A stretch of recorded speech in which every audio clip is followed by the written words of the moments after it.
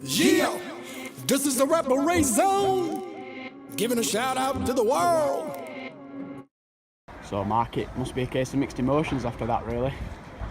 Yeah, I thought we did more than enough to win the game. I thought the first half we were the better side, had the most chances, really should have been more comfortably in front than what we were.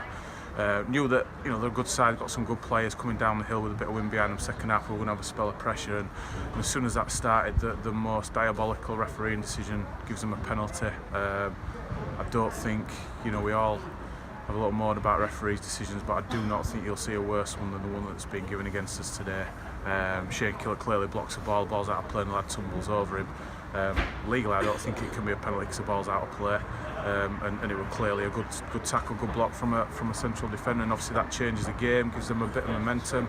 They get the second with a bit of a fortunate deflection, and for 5-10 minutes after that we're just struggling to get going, but I'm really then pleased with the way the players kept going and came back into the game and finished the game. The stronger team. We had several chances before we got the equaliser, and really pleased with Ben McKenna, who's had to be patient over the last few weeks to get that goal late on in the game. I thought it was the very least that we deserved. Yeah, and obviously there's a lot of character shown with the late comeback after two early blows in the second half, which would knock the stuffing out of a lot of teams.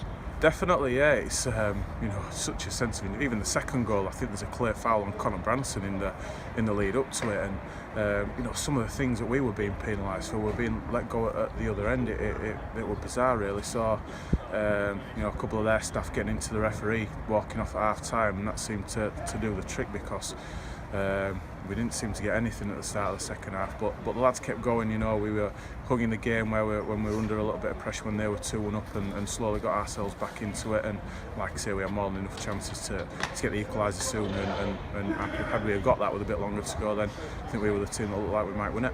Yeah, and obviously it's easy to be disappointed with the point, considering how dominant the first half was and how good you were for large spells.